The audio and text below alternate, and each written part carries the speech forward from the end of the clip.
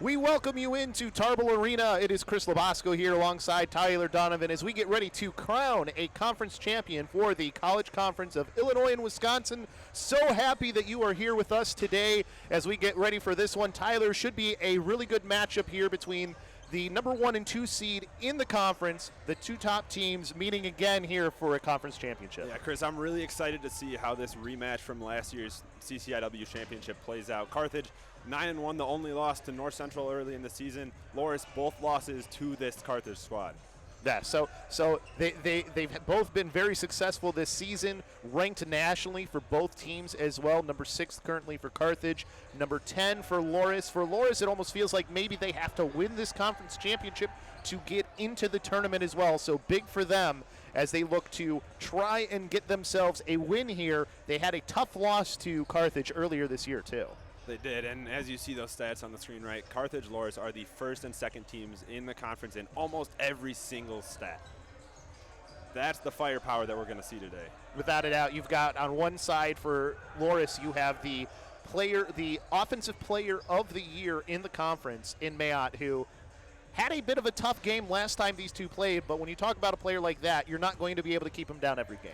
Right, last time out when Loras was here at Carthage, Mayotte hit .051 was his hitting percentage. 8 hitting errors from a guy who makes maybe 1 or 2 per match. That's something, if you're Carthage, you know that's not going to happen again. Right. And if you're Loras, you got to be confident enough to keep going to your main guy who's worked all season long. And that's something that they have been confident in doing really all year anyways. You talk about statistical leaders for a team. He's outright by far their biggest killer, 378 kills on the season as a total. When you look at just the drop-off from there, it's almost it is a significant drop-off after him. It is. You see Mayotte with almost 800 attempts, and then Kreischild on the right side on the opposite, just around 400. That 300 attempt difference is insane when you compare it to the Carthage side, who has a much more evenly spread, more balanced offensive output. Yeah, multiple guys on the Carthage side who are all in triple digits. You got a few. You know what? Last time that because I was actually here at the game when they played on the 22nd, they only had 2 guys in triple digits. They've actually gone up with that. They've been getting a little bit more contribution here towards the end of the season from multiple guys for Loras. So that's something that's good for them as we move on towards this conference championship game. But like you said, for Carthage, the Firebirds, the home team here at Tarble Arena, they've got a multifaceted attack, and their defense has been pretty great too. It has. There's no doubt with the way they run their offense, fast tempo to the pins, work in those middles every chance you can. Every single one of their attackers can put the ball away when the ball gets set to them, without a doubt. Owen Otto, being the one to lead that for Carthage as well. 310 kills on the season for him, and one of the big things for them this year too was Ryan Kelly getting the Ryan Morey getting the setter of the year in the conference as well. It was, and that's something, as someone who's played against him now for 2 years, and especially all of this year, he runs a great offense. There's really not much you can say that is bad about the way that he sets his team. Yeah, so a lot of the offense going through him, and it's going to be I think it'll be a much better game than the last time that these two played. I don't think you're going to see Loras have because it wasn't just Corey Mayotte having the mistakes. It was really a team. They just didn't play well as a team. It just happened sometimes. Right, and as you mentioned, right, since that last loss here at Carthage, Loras is 5-0, and they've gone 15-0 in sets. They have not dropped a single set since that point. You know that they're going to bring it again. They really are, for sure. I think if you're Carthage, if you get a little too overconfident with how well you played them last time, that could run you into trouble here, especially when you're looking for another conference championship too.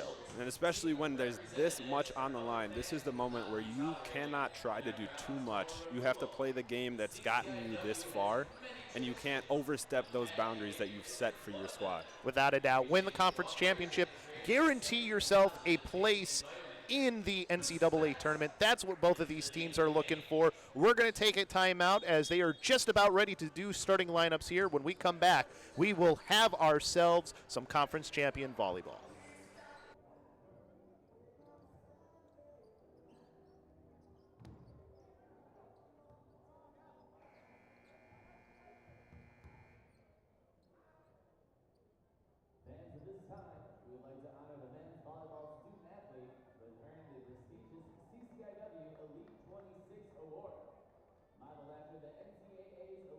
Academy program, the CCIW Elite 26 Award is presented to the student athlete who excels academically and athletically at the conference level in each of the CCIW's 26 sponsored sports. To be eligible for the Elite 26 Award, a student athlete must be a sophomore, junior, or senior, and at least their second season of competition with their current team and playing the final game of the conference tournament. This year's Elite 26 Award recipient in men's volleyball from Carthage College is Ben Heiss.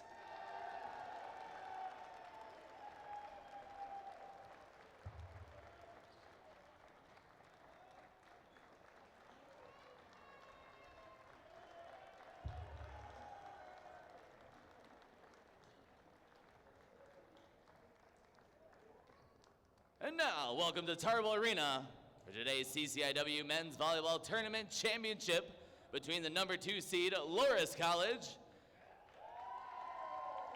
and the number 1 seed Carthage College. At this time, please direct your attention to the American flag located at the north end of the arena. It draped the coffin of Captain Frank Favren, a former Carthage student who died in Vietnam in 1970. The flag is a gift to the college from his parents.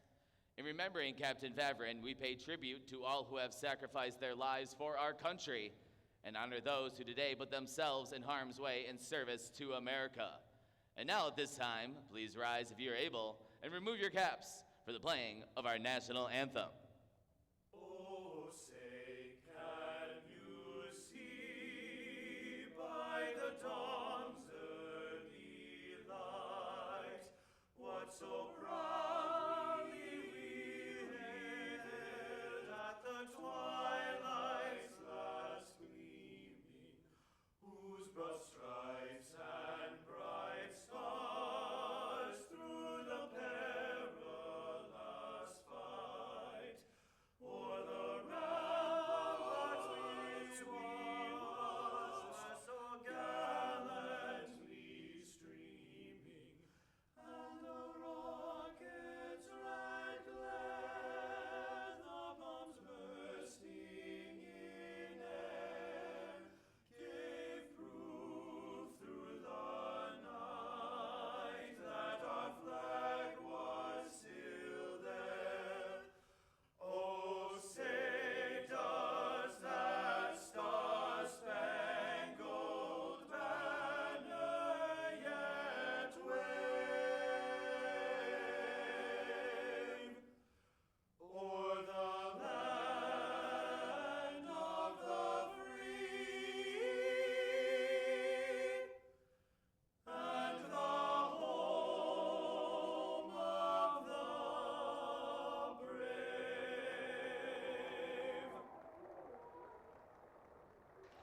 And now for the starting lineups for today's CCIW Tournament Championship between the Loras College Dewhawks and the Carthage College Firebirds. First, let's meet the Dewhawks. At center, a 6'2" freshman from Lockport Township High School in Lockport, Illinois, number 5, Evan Dezakowicz.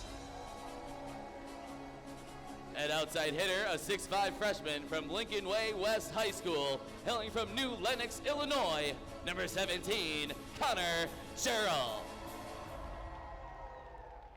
At middle blocker, a 6'5" sophomore from Catholic Memorial High School, hailing from Menominee Falls, Wisconsin, number 18, Roman Rothermel. At outside hitter, a 6'5" junior from Chicago Christian High School, hailing from Money, Illinois, number 22, Nolan Kreischel. At middle blocker, a 6'8" junior from Kettle Moraine High School, hailing from Delafield, Wisconsin, number 23, Bo Brainerd III. At outside hitter, a 6'2" senior from Geneva High School in Geneva, Illinois, number 25, Corey Mayotte. And at libero, a 5'10" freshman from St. Rita High School, hailing from Evergreen Park, Illinois, number 1, Aiden Peloquin. The head coach for the Dewhawks is Dylan Ross. Coach Ross is assisted by Patrick Hollander, Crystal Hollander, and Matt Gaynor. And now it's time to meet the Carthage College Firebirds.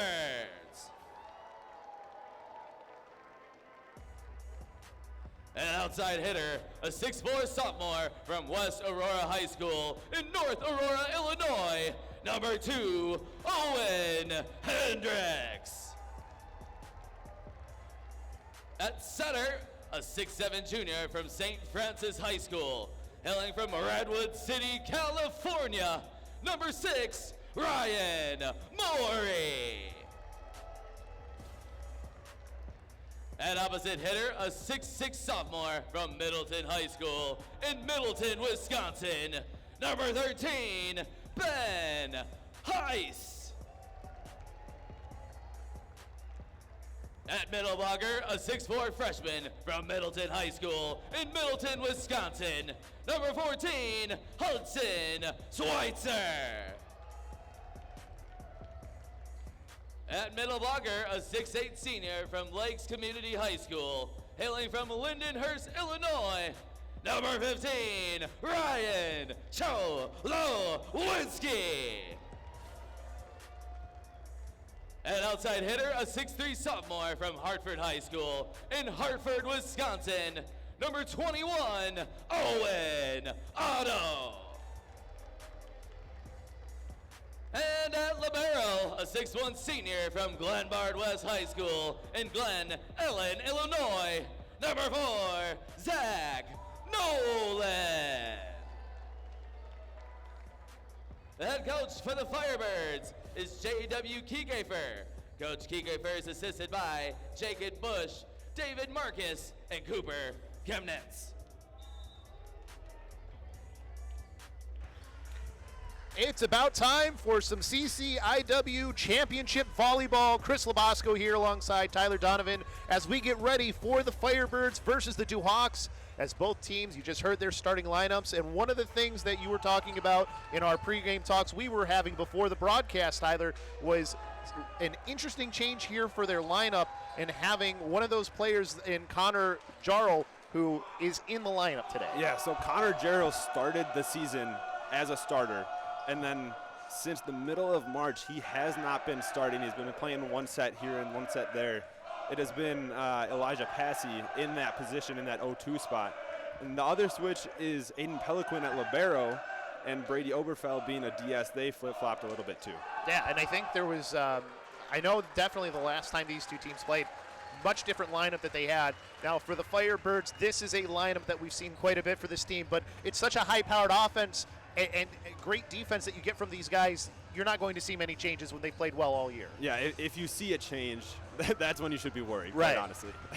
and for Coach Kike, for he has won himself another Coach of the Year award here in the CCIW.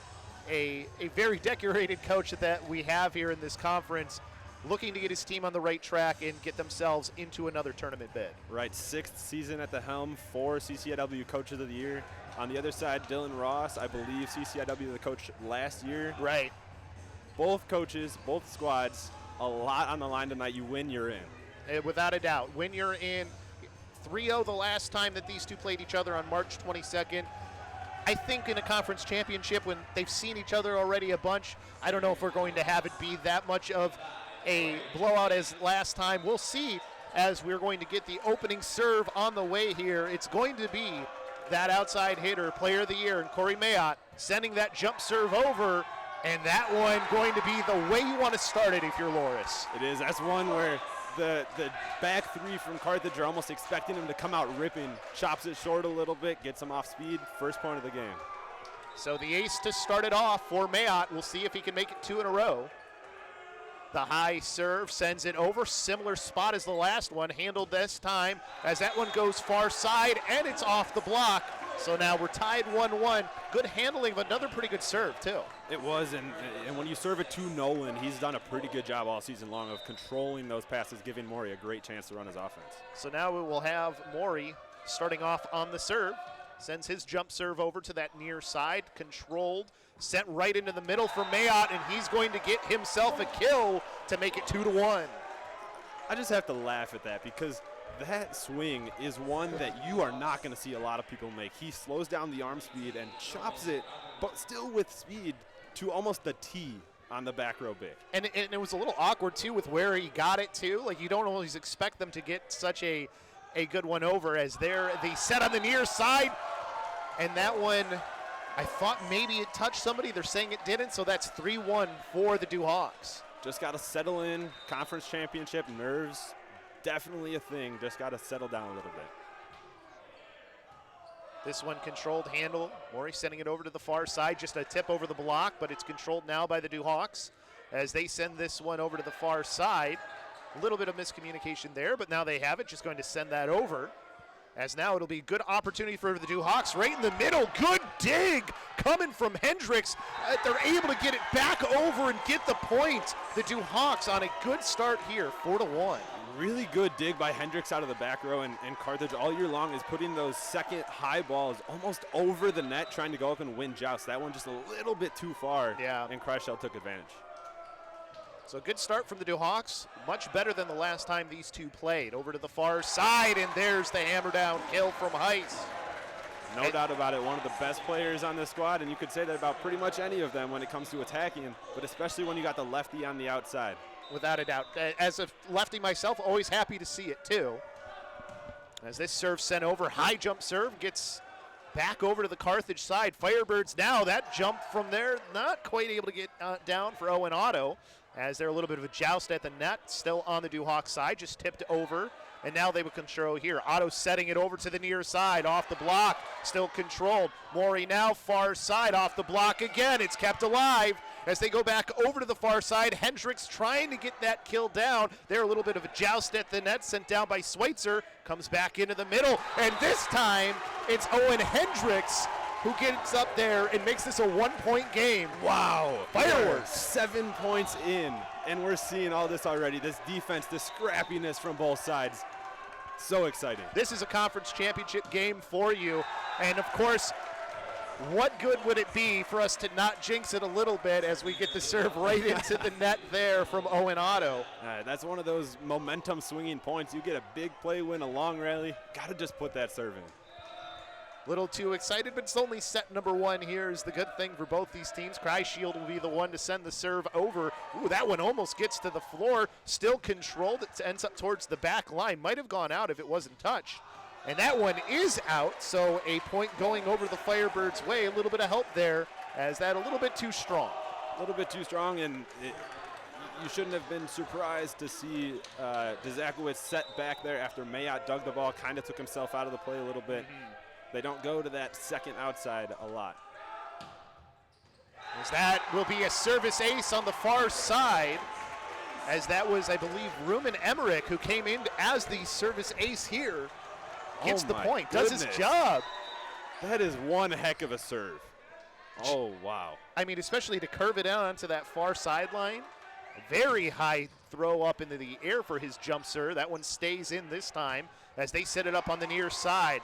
Not going to get through from Jarl as they'll come back over for Hendricks. And their miscommunication on one of the players who hasn't been in the starting lineup for a while. Right, and that's one of those where if you are Pelican, if you're the libero and you are used to taking that second ball, you just have to be overly communicative in that situation.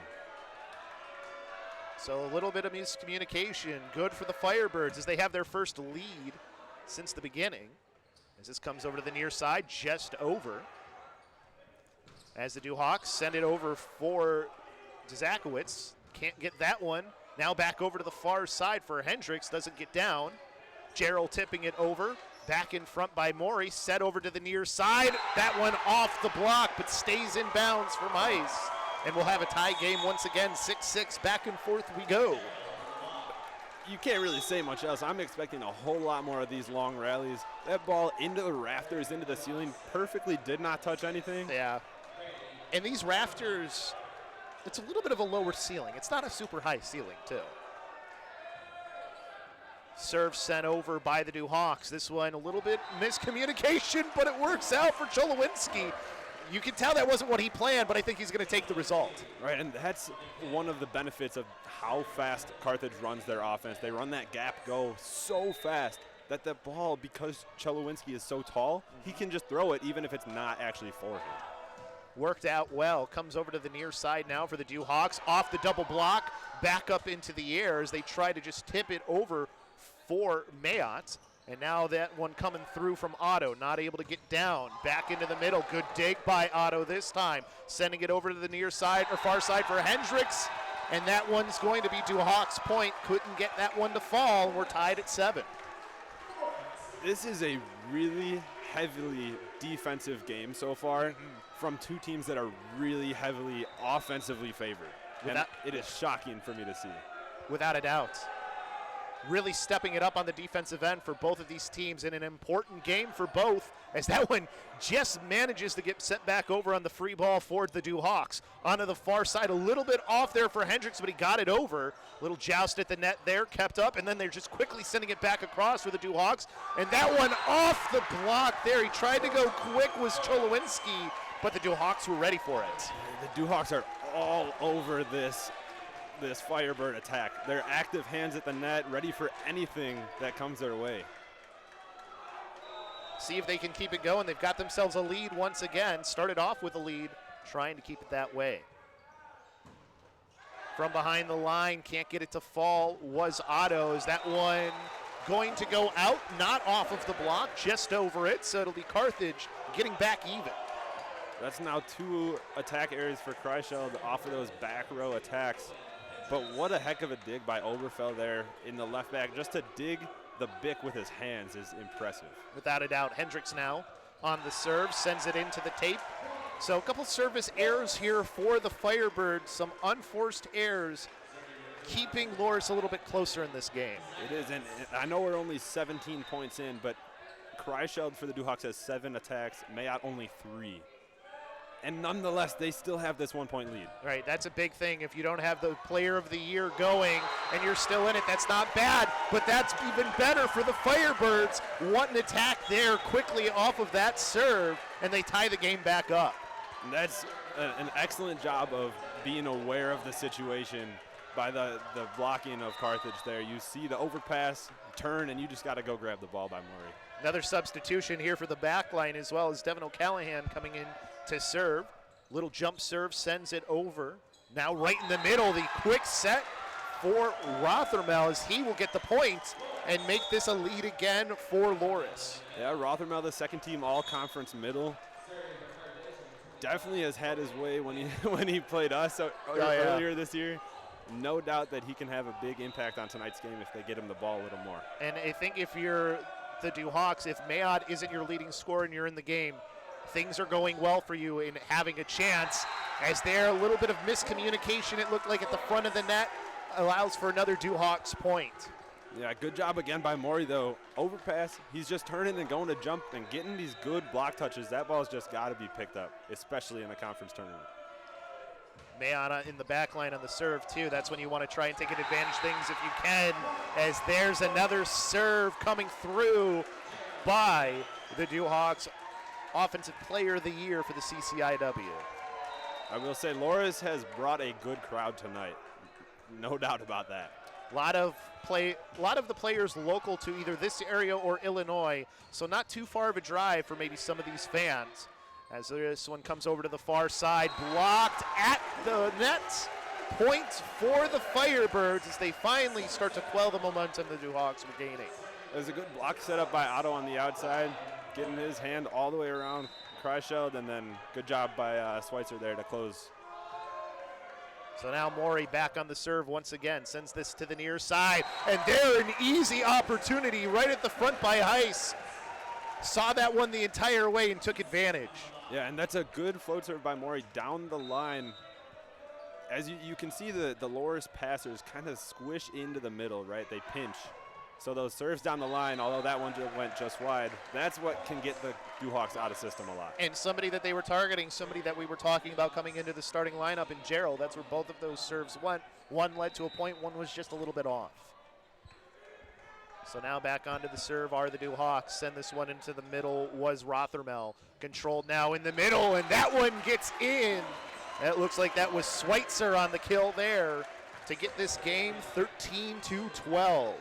Good pass, good set, good swing all around. That's what we're used to seeing from the Firebirds. Just need a little bit more of it is the only thing. Otto on the serve now. Sends that one up. High serve in towards the middle over the triple block. Good save, though, on the dig. And now this one will just have to be sent back over. Another opportunity here. As that one, it's Mayotte getting involved. Hammers it through the middle, and the libero can't even handle that one. And Nolan. Mayotte's arm will always impress me because he's one of those guys that makes it look so effortless to jump, and then he's just in air, and it's all his arm, and it is just so powerful. Without a doubt, makes a difference here to make it a 14-12 game. Right into the middle for that quick set again. Ruben Emmerich, the one being the beneficiary for the Firebirds offense. And that's an interesting that Emmerich ran in the middle there because in the past few games when he has gotten in, he's gone in that opposite position, not in the middle. So a little bit of a misdirection there, changing things up from what they have been accustomed to doing.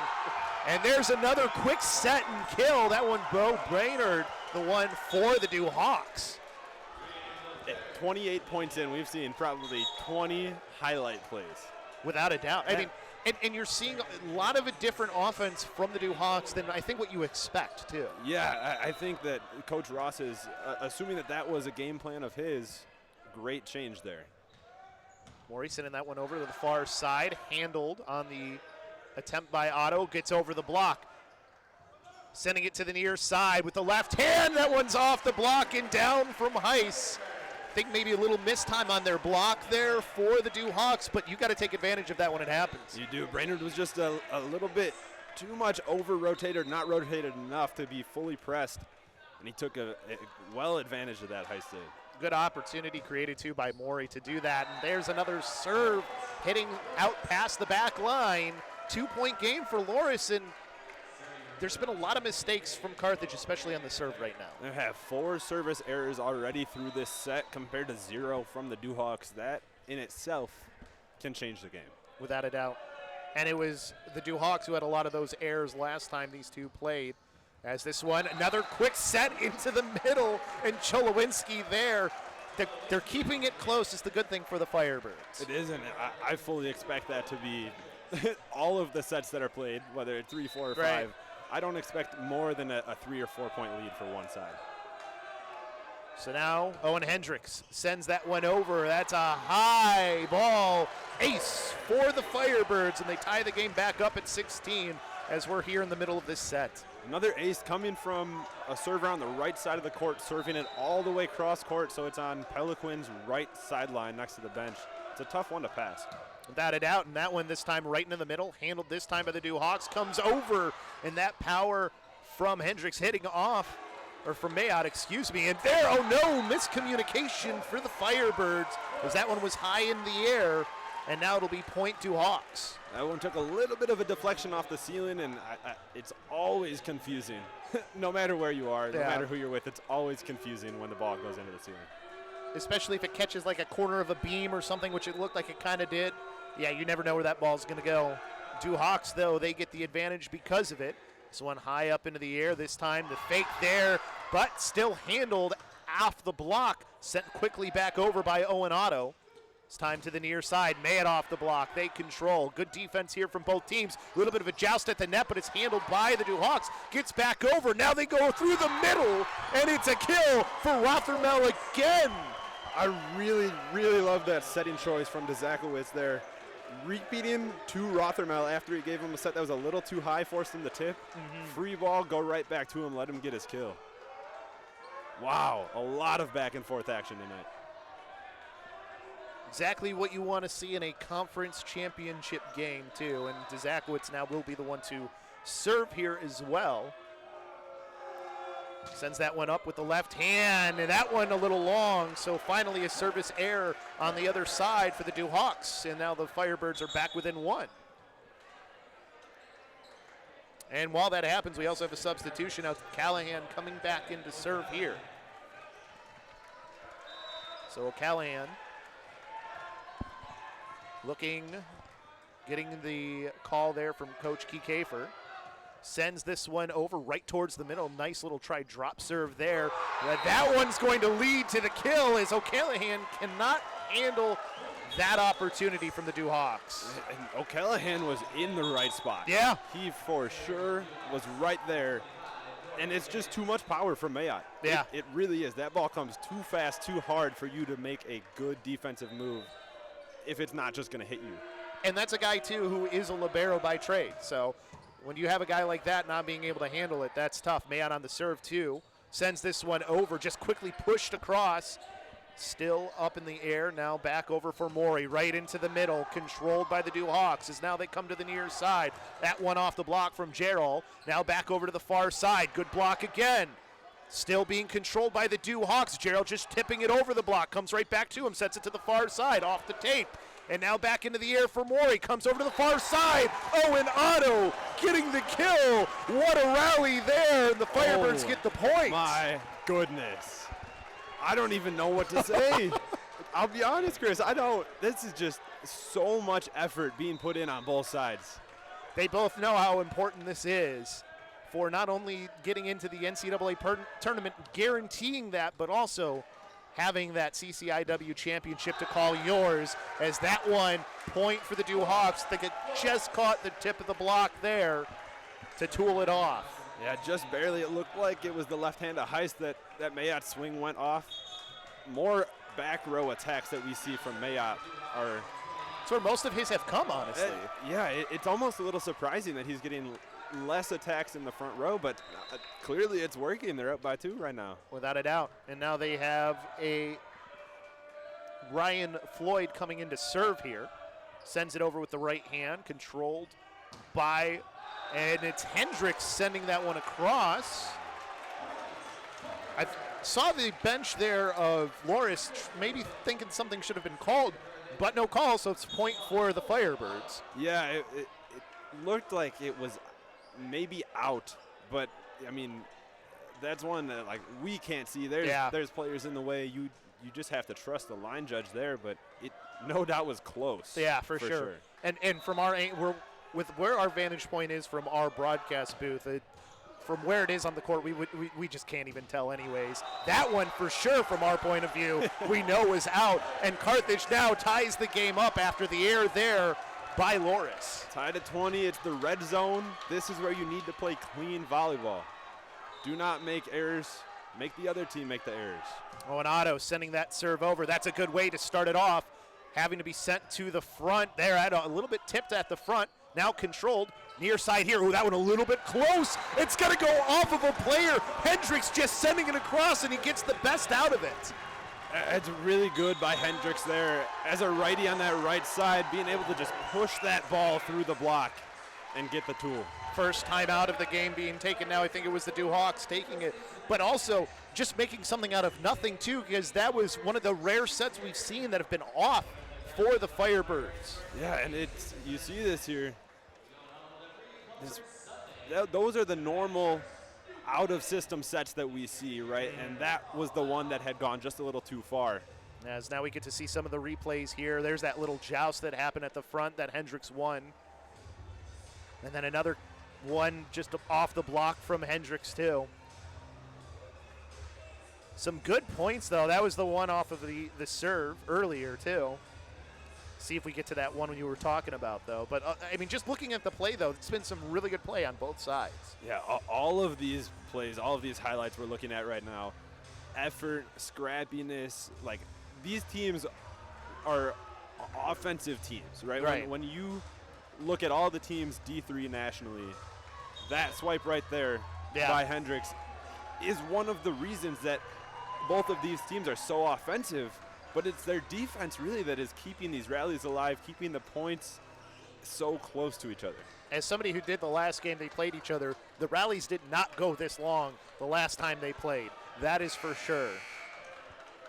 It's been fun to watch so far, and we're only in set number 1. So the Firebirds with a lead again.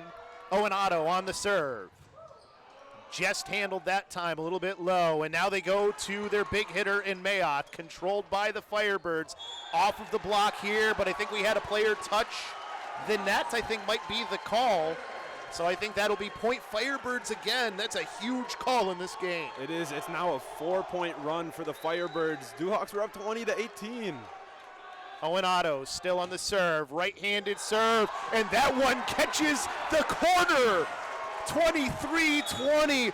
What a huge serve from Owen Otto, and another timeout by the Duhawks. Oh my goodness. Talk about some crazy serves today. Wow. That is impressive. And now a 5-point run for the Firebirds. As we're going to get a replay here of that one. Just catching. You cannot get any closer. Yeah, that is as far as much of the court as you could hit. Not quite in the corner, but it was definitely on that far. It might have even hit the line. It probably was one of those so close where it, like, when the ball compressed on the ground, it hit the line. Right, exactly. I mean, if you're the Firebirds, you've had a couple of errors, you've had a couple things not go your way. Having something go your way towards the end of the first set, that's huge. It is, and it's such a back and forth game. Yeah. Like that's just how volleyball is, but especially tonight. It's been so back and forth, and so now just a one service run. It's one service run, I think, could be the difference in any one of these sets because of how back and forth it is. I think when you think about it, too, from the Firebirds' perspective, that extra point you just got there on the ace, I mean, that gives you that little extra cushion here at the end where even if you start to go back and forth, you're still going to win the set. Right, exactly.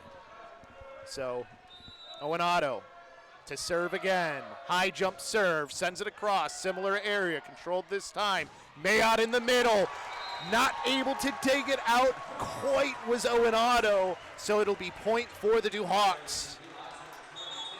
Corey Mayotte, you have to know that the ball is going to go to him in this situation. Without a doubt. But can you handle it is the thing, even if you know. Right. Even if you know, that doesn't mean you can stop him. Kreischild sends it over, and that's a costly error. It's set point now for the Firebirds, 24-21. Ruben Emmerich again. We saw it earlier, and I paid more attention to it this time. He's the back row for Schweitzer. He's done a great job, and now he's serving. Had a ace earlier, I believe, too. Sends this one across, off the tape, controlled right at front. Joust at the net. That one comes back up into the air. Comes to the near side and hammered down by Bo Brainerd. He's been a name we've said a few times. That's a really great swing from Brainerd. In transition, especially, it's hard for the middles sometimes to get on their route that they want to run, but he was up, he was open early, able to just use that arm and put that ball straight down. Serving again for the Duhawks to the near side. That one over, and it's down for the set. Ben Heist, the lefty, sealing it 25-22 for set number one. It's a big set win for Carthage after having going back and forth. We've said it a million times. I'm sure we'll say it a million more. After not dominating their opponents through the first half of the set like they're so used to, it's a great job to make that comeback and take the set. Yeah, take a 3-point victory, at least in that first set. When you look at the last time these two played, the first two sets, it was 25-17 for set 1 and 2, and then 25-19. And it was not... It sounds closer than it was, too. And that's still a pretty big lead to win with. But that's how far apart they were earlier on. That was just a little less than a month ago.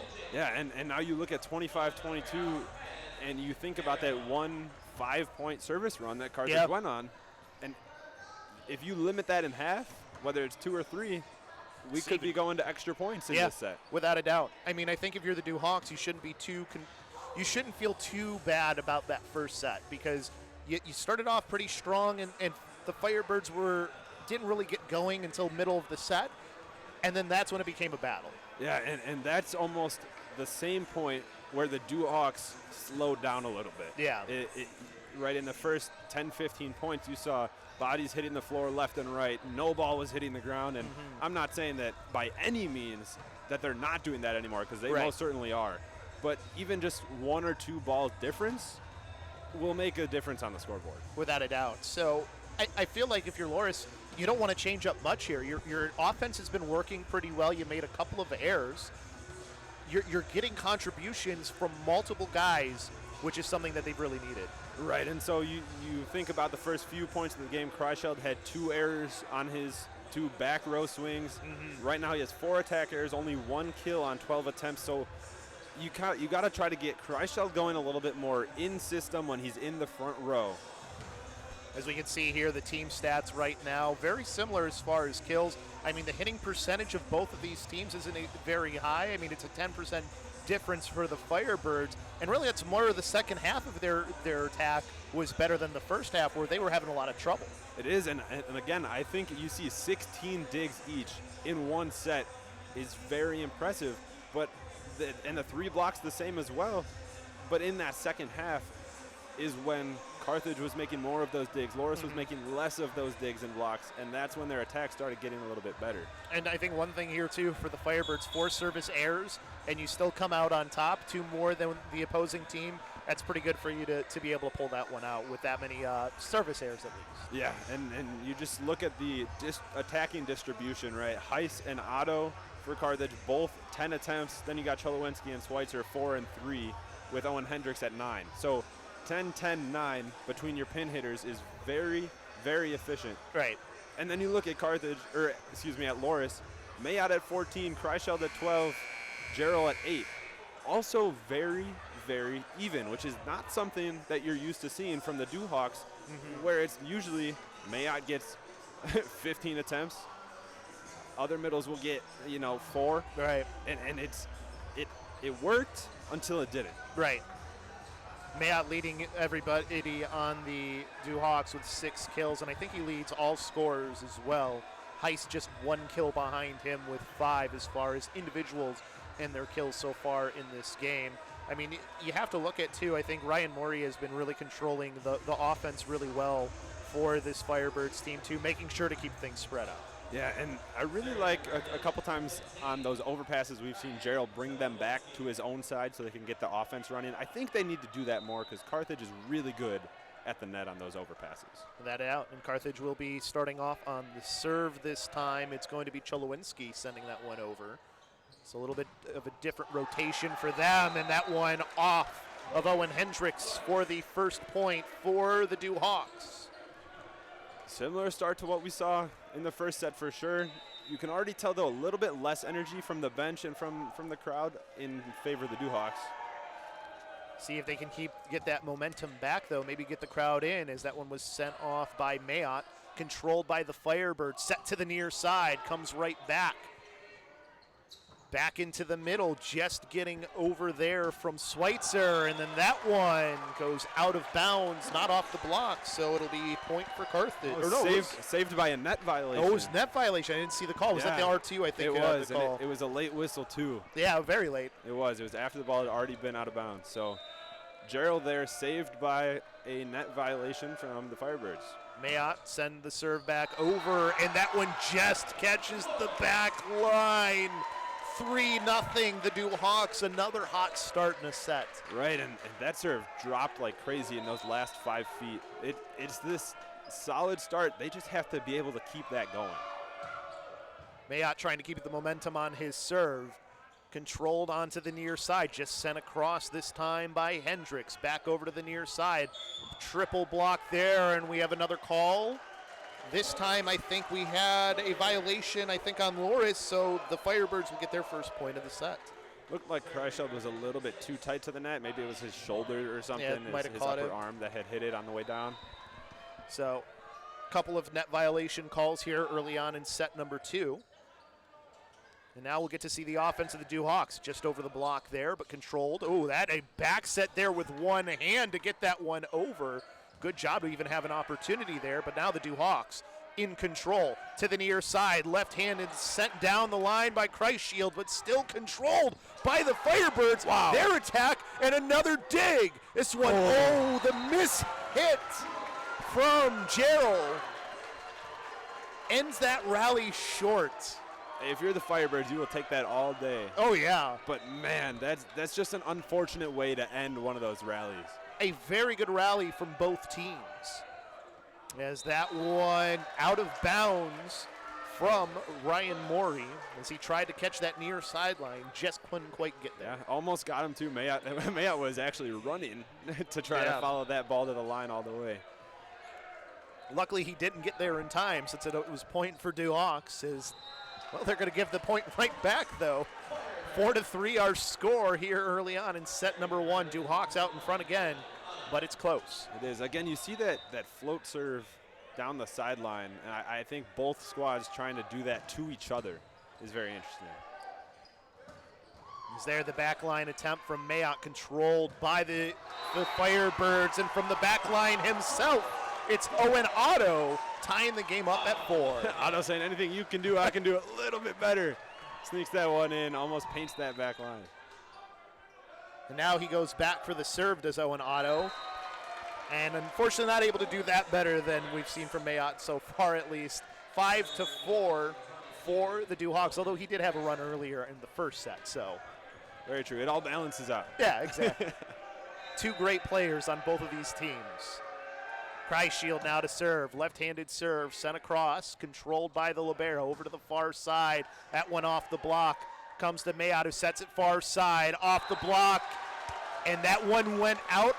It looks like was the signal there, so it'll be Duhawks point. That's almost a lucky kill for Gerald there. A solid triple block up there. It caught the inside arm, elbow of one of the blockers. And he was in the way from our vantage point, so I couldn't even tell if it was in. And somehow, I don't know how the Firebirds just got that across to at least keep this alive. That one off the block, I believe. Yes. Yeah, 'cause this judge didn't have it, that one did. Yeah. That was really impressive by Ryan Morey. I don't know. That ball was, I think, behind him, and he just kind of threw his arm out and kept it up. Wow. Some crazy plays here, and it all leads to a 7-4 lead. Well, it's 7-5 now lead for the Duhawks as we have another service error. Can't help but feel like it's somehow our fault that the serves are that the serves are missing. Welcome to broadcasting. Right, yeah. So now it will be Ruben Emmerich to serve. Throws that one up with the right hand, sends it across. Mayotte able to handle that one, but barely. Gets across. They have to just bump this one into the air. Sent over, back into the air again, but it was touched by Morey, so somebody else sends the set. And not able to get the kill was Owen Hendricks. That'll make it an 8-5 game. Big Bo Brainerd right there in the middle. Stuffing that ball straight down, turn around celebrating with his team like he should after that block. And not being able to have Morey sort of run the offense there too, sort of having to handle that first touch makes it a little tougher for the Firebirds. Definitely. As now Morey will get the opportunity, this time far side, tools it off the block to the opposite side. Was Heiss. He'll take that one. That's something you don't see all too often, is a tool off the other side of the court. Yeah. Some power in that swing for Heiss, that's for sure, as he's now the one to serve. Sends it over with his left hand right into the middle of the court. As that kill's going to go too far from Kreischild. Point for the Firebirds. They're back to within 1, 8-7. Another back row attack error from Kreischild. Usually he's been very good at those all season, so it's just unfortunate that those errors are happening right now. Is this one off the block? Point for Mayotte.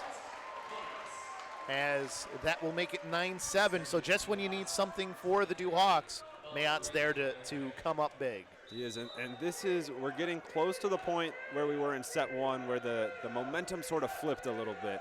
And this is where the Duhawks need to keep that energy, keep that momentum with them. See if they're able to do that. Brainerd was the one sending that serve over. But right back with it is Owen Hendricks to make this a 1-point game again. Wow. Having, played against both of these teams multiple times and these guys, it's just so different to watch it from here. And it just exemplifies how hard everybody's hitting the ball. Without a doubt. And that one was called in. 9-9 now. I would like to see a replay of that one.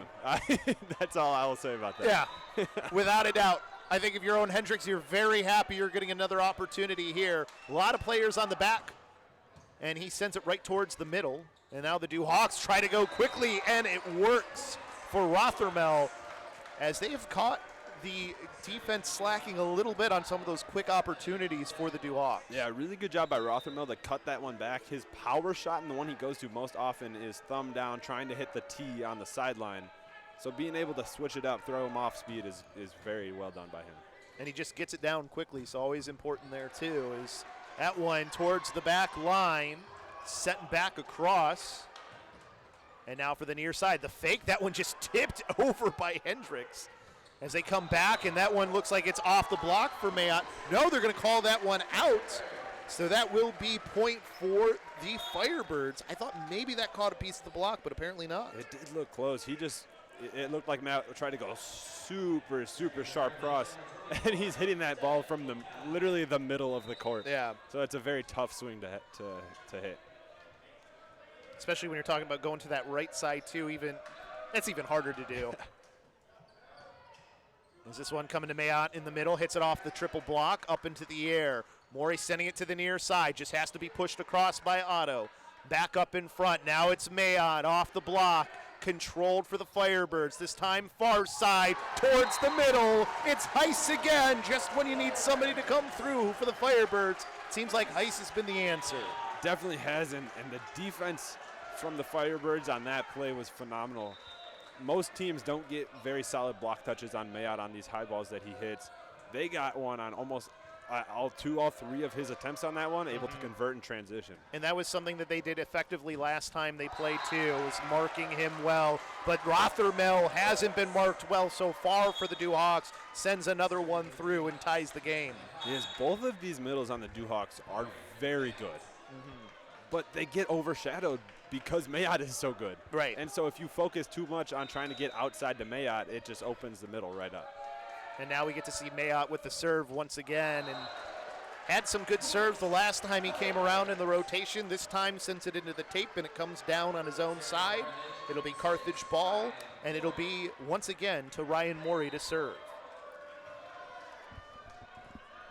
So Morey, about middle, little on the far side of the court, but towards the middle, sends that one over, and a quick point for the Duhawks, ties it back up. Again, those one-on-one matchups, the middles are, it doesn't matter which team, because both of these teams are really solid and have really good middles. Yes. One-on-one matchups, the attacker is almost always going to win. Just such an advantage that you have there. It's hard to not win that matchup if you get your opportunities. That's actually Floyd. I saw the 9 kind of looked like a 3 for a second, so Floyd sending that one over comes in to serve here. As that one hammered down by Schweitzer, handled, and the Duhawks quickly get themselves another point and have themselves back out in front. Good job by Kreischild to just react to that ball and jump and do as best he could. The battle of the lefties there, Kreischild and Heiss. Kreischild coming out on top that time. Ryan Floyd sends the serve over. Morey to the far side for Owen Otto, and he gets that cross-court shot down. Almost at the feet, I think that was Kreischild who couldn't handle it. He made that look insanely easy. That is not easy. Oh my goodness. Just step close, elevate, real nice smooth arm swing. 2-2, that ball probably would have landed 6 feet. That one, a huge serve sent over by Owen Otto, and a whistle. I think did they call a lift? They called the net violation. Oh, net violation. On the setter, but it looked like from here, Hendricks was over the plane as Dzakowicz was setting. So it just, at that point, depends on which call was made first, because they didn't actually call anything because the net was right. called. So. And I think they're talking about it right now too. I think that's Dzakowicz talking with the R1 currently about the call. Unfortunately too, there's no, I believe there's no replay either. So it's not like they can go to the replay and check anything. Yeah. Which is unfortunate. Yeah, no replay, no challenge system. Otto sends that one across, that one high into the air.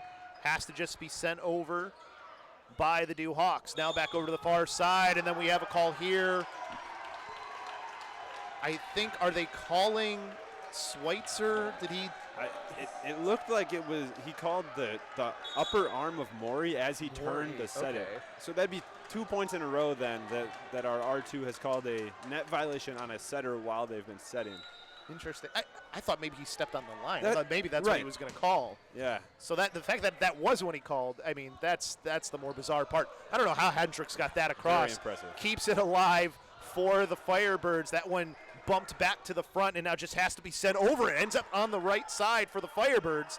As now it comes over to the triple block. Getting over it was Gerald. Comes back to the far side now, and sending it off the block was Heist, but still alive. Do Hawks send that one across? But I think Dzakowicz, that was a little bit too strong. Misses that far sideline, and now it's the Firebirds back out in front. Yeah, just a little bit too wide for Mayotte on that swing, but these back and forth rallies really could go either team's way. And it's been errors that have been ending them more often than you'd think. Yeah. Long rallies, that can happen too. I mean, you do start to get a little tired sometimes. As that one sent across, comes back over for the Dew Hawks. Jumping from that line, it's Kreischild, and he's finding his mark now here in set number 2. Yeah, ties it up at 15. His third kill of the game on his 18th swing. So it's been rough for him so far, but good to see to get that kill finally out of that back row attempt, which he's been good at all year. Good for the offense of the Dew Hawks if they get Kreischild going to maybe take a set here, but Oberfeld missing a serve is not going to help you out. But the Firebirds, you're more than happy to take the service ace. Definitely, and this is now sending Heist back to the line, Maury to the front row. Like, that's not a time when you want to miss a serve. Heist sends that left-handed serve over, controlled, and there they drop it in towards that near corner. I believe that was Otto was the one who could not get there for the Firebirds. So Loras ties it back up at 16. And now it'll be Brainerd for the serve.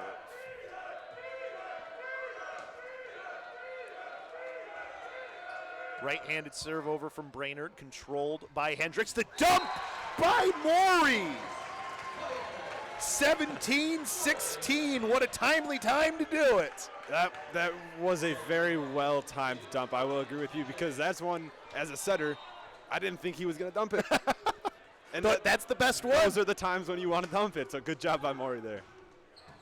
Hendricks sends that across. This comes over to the far side for Mayotte, and he tools it off the block. Gets the point right back for the Dew Hawks, and we're tied at 17.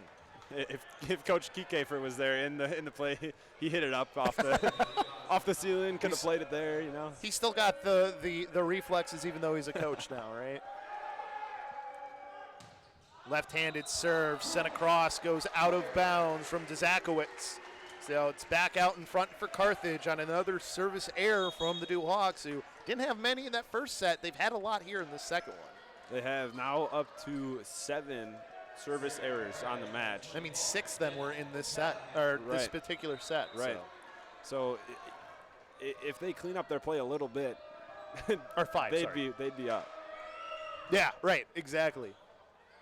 They'd be up pretty decently. Is there Mayotte? That one goes into the block, controlled. Just have to set it across, and a little too strong. Sending it over was Dzakowicz. That's one of those errors where you don't.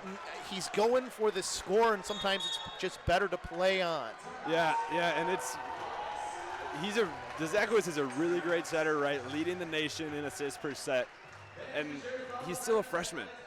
That's crazy. That is impressive. That's super impressive. But that right there is one of those plays where maybe your eyes get a little bit too big, right? You go up and you try to throw that one, just went too far. So now we get to see a replay here of some of those points. There was that tool that went off the opposite side. Like you said, you don't see that one often. Some good scoring opportunities that both of these teams have played. They almost even kept that one alive, even though it was a great kill. But it's very interesting how it's similar to how things went last set, where towards that 20-point mark, the Firebirds have started to pull away a little.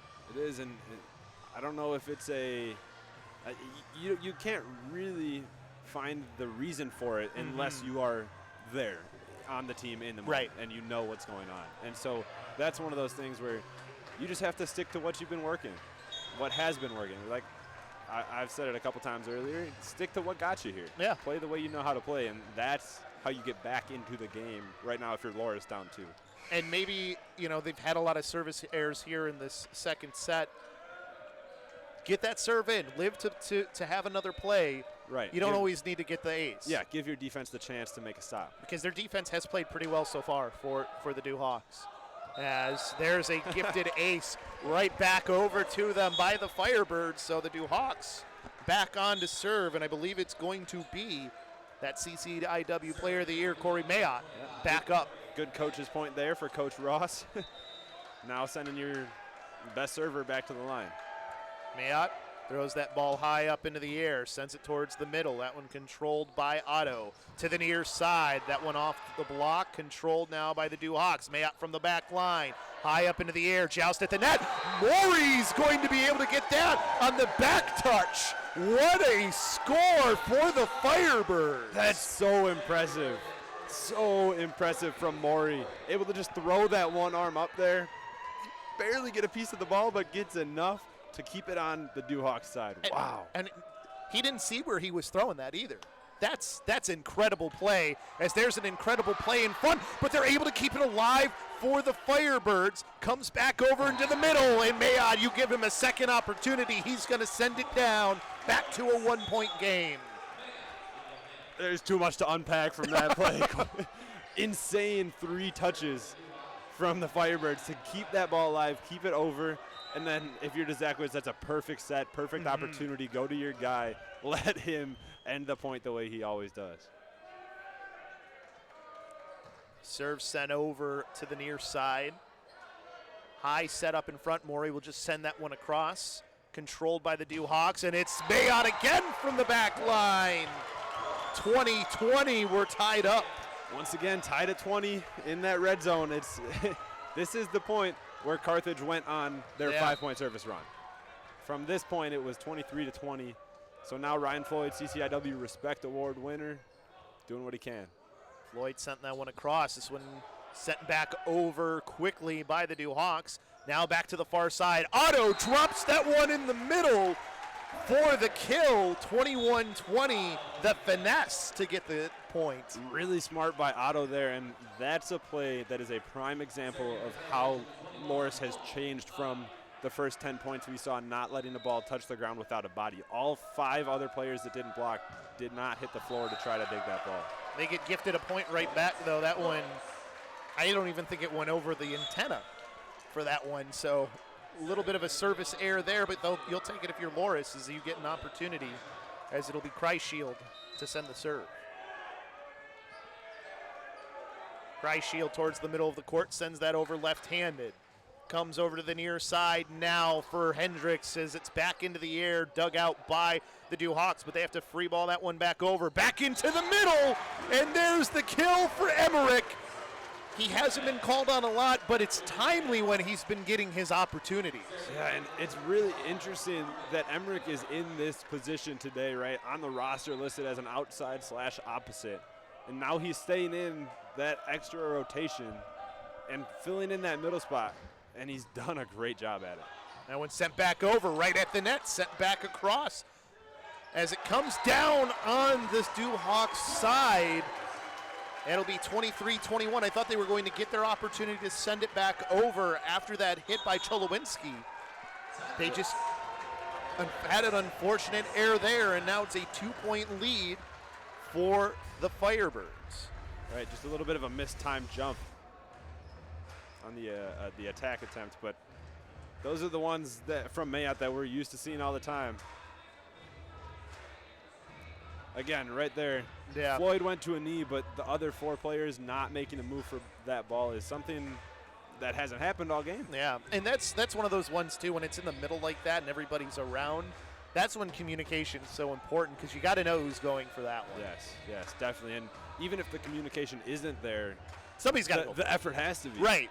That's you have to be disciplined enough in that moment in a conference championship final in the 20s to put your body on the line and go get the ball. Take yourself out of the play. These have been incredibly close games, but going down 2-0, That is a hard hole to climb out of. It most certainly is, and especially, right, we had mentioned that Loras hadn't dropped a set in their last 5 matches. They had been 15-0, and then they lose the first set here after having battled the full time, and now second set again, battling, but Carthage just 2 points away. It would be tough for sure. But for the Hawks, you got to look at it as you're within 2 points of tying the game up, too. Exactly. So see if they're going to be able to do that. Emmerich with another serve opportunity here. Taking his time before serving this one. Sends it up with the right hand. That one handled by Mayotte. Has to just be sent over. A little bit of a miscommunication there from Brainerd. And then they get the kill for the Firebirds. They're within 1 point now of ending this set. Set point here. And it'll be Emmerich to serve again. Once again, Emmerich in this clutch situation, back at the service line on set point. Fans standing who are fans of the Firebirds. As a set sent over, Emmerich sends it right into the tape. He put a little extra mustard on that one. That's one where you're okay with it because you have a 3-point lead. Right. Just go rip the ball as hard as you can. See if you can get an ace. Brady Oberfell coming in to serve here, substituted in. We'll see if he can keep this alive for the Hawks. Sends this one over to the near side, handled by Hendricks, into the middle, and it's kill and point for Cholowinski. 2-0. The Firebirds able to clutch these sets out. Yep, I said it earlier, I'll say it again. Great pass, great set. Sets up Cholowinski for a perfectly executed kill, and it's, wow. A lot of really great action from both sides, and again, 3-point difference. As we get to watch now, there's the one from the back line earlier. The offense really has been rolling at the end of these sets for the Firebirds, getting their opportunities and capitalizing on them too. Yeah, right there, set point. Cholowinski able to find that deep corner. Wow. I think that was Mayotte who he put it right past too. Yeah.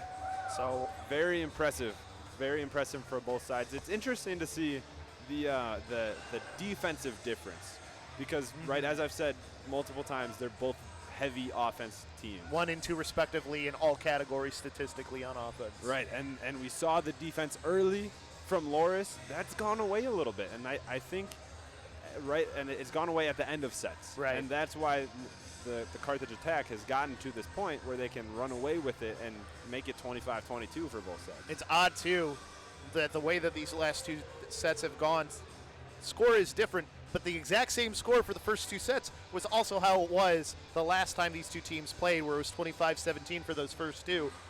It was 25-19 in the third one, so we might have a different score for the third. We'll see if they can finish it in straight sets for Carthage, or if Loras can start on the comeback for the reverse sweep. We'll take a bit of a timeout.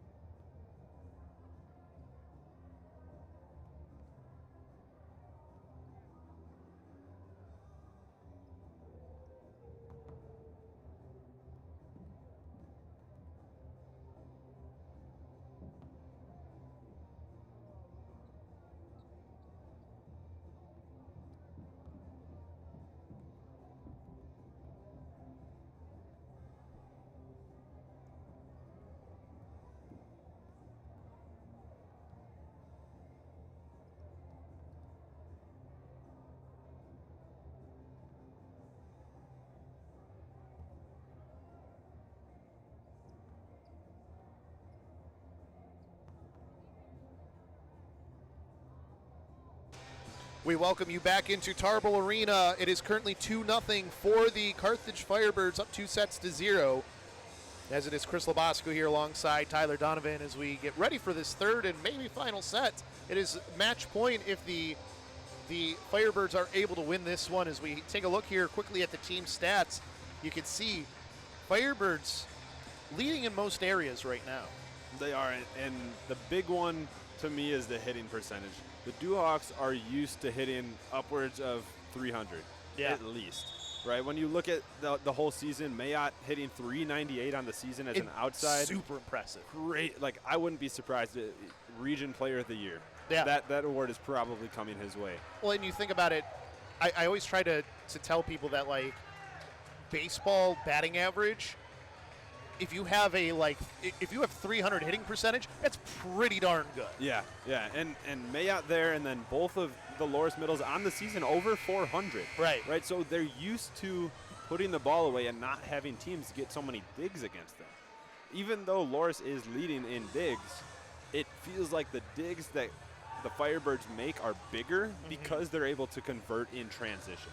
Yeah, they've converted quite a few of those. And one thing, too, that you won't see it on the page here, but attack errors, 14 for Loras to 6 for the Firebirds. That's a significant difference, too. If you think about if they cut those errors in half, we're probably having extra points in both sets. Exactly. Kreischild has 6 errors on 18 attempts, and that's not normal for him.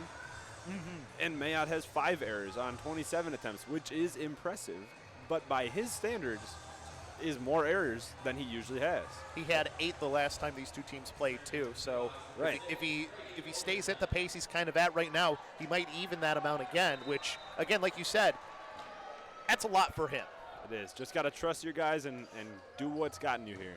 See if they're able to do that and fight back in this third set, as there's Mayotte sending that one down. Just dove for and handled, but going to be a quick point, as it was Heiss who dove to save that, and then it was hammered back down right in the middle there. I was trying to see who that was in the middle, but either way, it's point to Hawks. Yeah, it looked like Brainerd was the one with the big arm, big bounce ball. As this comes back up in front now, set to the near side for Mayotte. Tools it off the block, controlled here. Or tried to tool it off the block, excuse me. Jousted the net, kept alive by Owen Otto. And now that one just set across right in front, handled again. That one just free ball back over, and it's a point. What? Wow. I don't think Heiss thought he was going to get a point out of that. No, not at all. But not at all. Wow.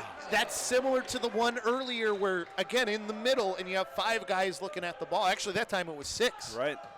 Wow. Oh, almost a mishandle there. They're going to have to just send this one back across. As this one's set to the near side and set down to a wide open area. It's Heiss again, 2-1, the Firebirds. That was a really nice job by Otto there on the outside. Took that step close like he was going to swing, drew Brainerd over there to block, and then set Heiss one-on-one matchup as he's going to win that every time. It's like the no-look pass almost. As there's a quick dump on the other side from Dzakowicz. Gets to one of his own to tie this game up at 2. I mentioned Dzakowicz is a freshman, right, and he's done a fantastic job setting the offense, but he's a lefty too, and I'd like to see him have some more offensive in his game. He definitely has the ability to do it. That we've just seen for sure. And we also see the other side, the setter and Ryan Worry with that quick set and then kill to make it a 1-point lead for the Firebirds early on. So now it'll be Owen Otto sending the serve over, high up into the air off of the bump. It might have caught a rafter there. Either way, not able to get that one over the net was Mayotte. Hit the tape and didn't fall on the side of the net he wanted. 4-2 Firebirds. Right, regardless of the ceiling, the ball got put up to Mayotte on the outside, farther off than he wanted. That's one, though, that especially there, you got to keep that one in play. So that one sent in for the ace this time from Owen Otto. 5-2, and an early timeout for the new Hawks here. Seeing the wheels kind of come off. Not a bad time. Yeah, I think that's a good timeout by Coach Ross. It's been so close every single set. it's been back and forth, one service run. We see highlight plays after highlight plays the whole time. But recently, it's been a little bit less effort or miscommunication, whatever you want to blame it on. Right. A little bit less of that from the Duhawks as you see it This is the in this play. Yeah, this is the one that Heiss scores. And very similar, 5 guys looking at the ball, and it was a little high for Brainerd to try. He thought he might be able to get that one too, and I think maybe his team thought it as well. Right. But either way, this is another one too where you get the great dump. You like you said, you want to see Dzakowicz be a little more active like that. He definitely has and like you said, as a lefty too, you get a little bit extra on it sometimes. Good time, though, for that roll shot. Serve. Yeah. Very good time to drop it short. Yeah, how far back they were, nobody able to step up and get to that one. When you can get it to dip down like that, it always feels good for sure. So now Owen Otto back to serve again. Has done a pretty good job with his serves here today as he sends this one over with the right hand, just barely handled. Mayotte off the block, gets it to fall, inbounds, and that's how you want to quell some momentum once you come back out of a timeout. It is. Set your guy. Set your all-region player. Let him go get a kill. That's it. It sounds so simple, and it really is for the Duhawks. That's their game plan. It's been their game plan all year, and they just Carthage has done a really good job so far at slowing it down. As that one's sent over the block, and then that comes forward for Hendricks. Tried to send it over. The dig not quite able to be followed up. Morey tried to dive for it, couldn't get there, and it's back to within 1 for the Duhawks. And you see a little bit more life out of the Duhawks, out of their players on the court, on the bench, and you see a little bit more hesitation from the Firebirds, even just in these last 2 points.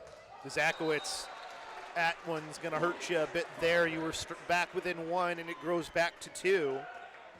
And now the Firebirds will have on one of those important service aces that they've had in Emmerich, Ruben Emmerich.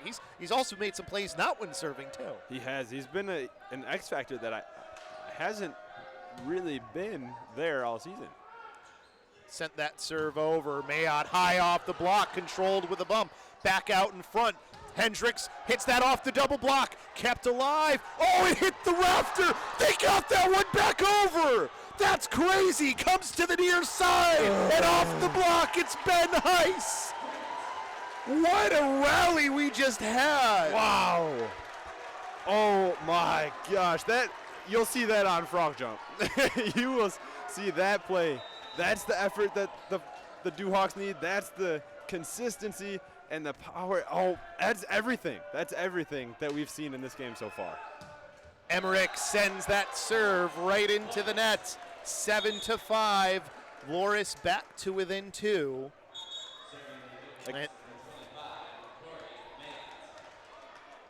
Another untimely missed serve from the Firebirds right after those momentum plays. And you let Corey Mayotte come up and serve now. That one handled, spinning in the air, comes to the far side. Hendricks off the block. Mayotte sets it up into the air. Now into the middle for Mayotte again.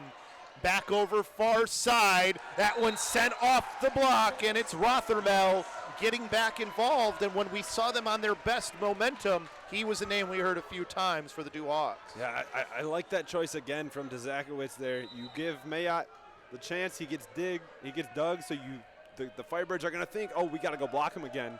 You just go faster to Rothermel in the middle. Another big serve coming through from Mayotte. That one just tipped over from Cholowinski.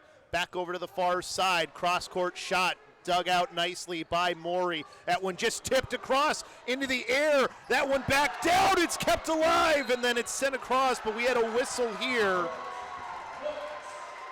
I think that was 4 hits, so 7-7. The Duhawks are back in it with Mayotte back to serve. And this is the run, right? We've seen one run from Carthage in each of the first 2 sets that brought them the lead. They started this set with one, and now Loras is making one of their own. This one right at the net. Oh, that one going to have a call here. Didn't see the R2 signal, but it's going to be Loras point.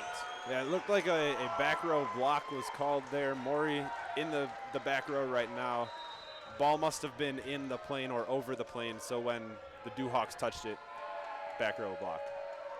So point for the Dew Hawks as this one, Morey sends to the near side. And down with the left-handed kill was Heiss. He's been, whenever they needed a point, Heiss has been one of those names we've said. Yeah, and coming into this match, I was expecting Heiss to have a big day because the Loras middles like to front the middles of Carthage. And so when the Loras middles move, Heiss has one-on-ones almost every time. When you got a good lefty on that near side who can do what Heiss can do, it'll definitely help you out. Unfortunately, though, does not get the serve over, gives the lead back over to the Dew Hawks. So now it'll be Ryan Floyd back on to serve. Had a little bit of a run last time he was in, too. Floyd most likely going to serve straight down the line. The block, the Loras block shifted. That's always a telltale sign. That's where he sent it. This one off the block from Hendricks, kept alive. Morey ends up on the ground, but they keep it up. It comes over to the far side. That one kept alive again. What a dig from Noland as this one comes back over, and this time it'll get down for the kill. What a rally there for the Dew Hawks to now be out in front. There's just so much going on, and Yeah. so much effort. Great, like 2.5 touches and who knows what on the Carthage side, and then Dzakowicz with a beauty of a one-hand set. As this one coming from the middle, it's Owen Otto this time for the Firebirds. 10-9, back to within one.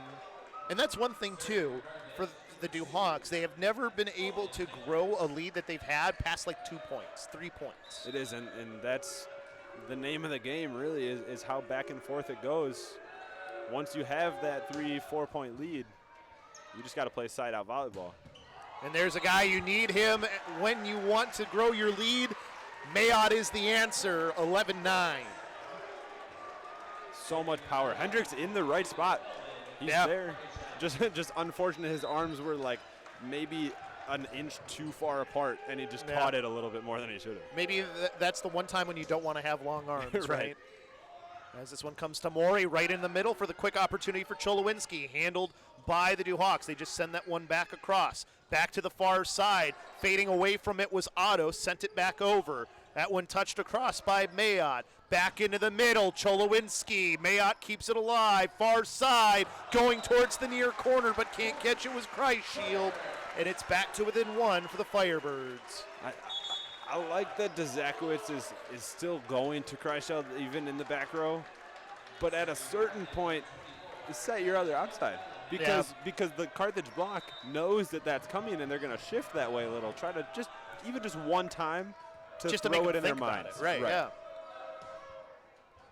This one sent up high into the air, controlled by the Dew Hawks, sent across by Jarl as it'll come back to the front, and that's sent down easily by Brainerd.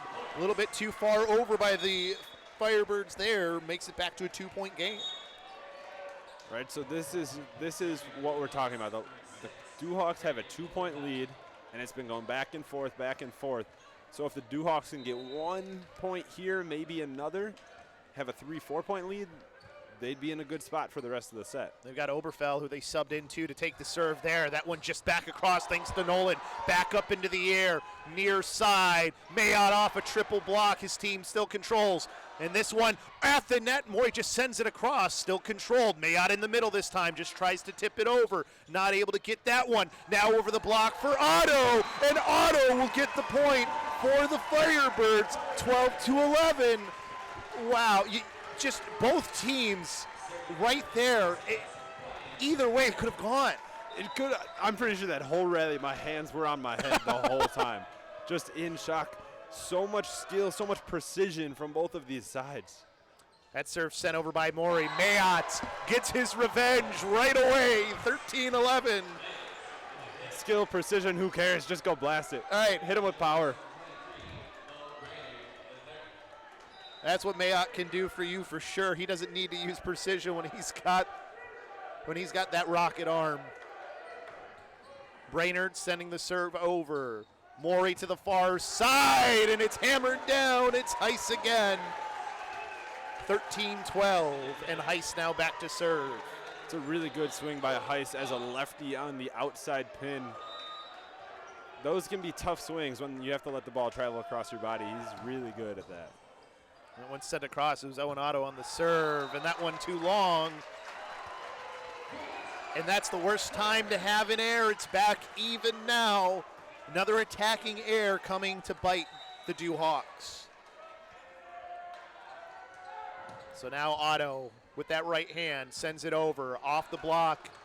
Maury setting it right into the middle. That one quickly controlled though. Nice try by Schweitzer. That one off the double block. That time Mayotte a little off balance, couldn't get everything on it, and it's disaster for the Hawks. This is the run. This is the run that the Firebirds have been making. They're making it about 5 points earlier than normal, but this is the one that has put them in advantage the first 2 sets. And I think it's been Otto who's usually the guy on the serve when it happens, but that's a way where you quell it, get the kill, get the point, even it back up. They're not going to let this one just go for the Hawks. That was an insanely good serve receive from Peliquin. Full layout dive, a perfect dime to Dzakowicz. Peliquin has had a couple of really big digs and a couple saves on some balls for this Hawks team. Mayotte sending it to the near side. The idea was there. Heist just could not get that one to fall in. It was, and the Hawks have to take advantage of that because, again, you saw Rothermel in front with Emmerich there, right, biting on the gap go, giving a one-on-one matchup to Heist on the back pin. He'll convert those most of the time. That one sent right towards Otto. Now back to the far side. That's Hendricks. Otto into the air. Back over to Hendricks. And that time Peliquin can't get the dig. Tied up 15. The Firebirds back on the serve. All of the players on both sides, but especially in the last few rallies, are able to show all of their skills, right? It's not just Maury setting the ball every time. It's these high balls that get set. Ooh, there's a good idea from Emmerich, but a little long. So it'll be back out in front for the Hawks, 16-15.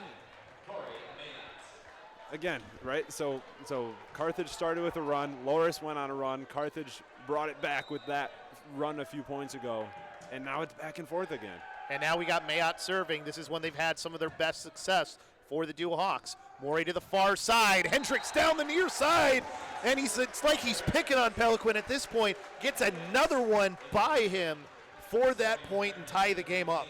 Really great swing from Hendricks there. Really sharp angle too. Yeah. Thumb down, getting it. Luckily got the touch off Peliquin as it was close either way. So that one joust at the net. Joust again. Back up into the air. Fake on one side, and now it's Hendricks off the block. And finally a lead again for Carthage. And that is the versatility of Owen Hendricks attacking right there. Last point, sharp cross thumb down. That point, high hand to the back wall.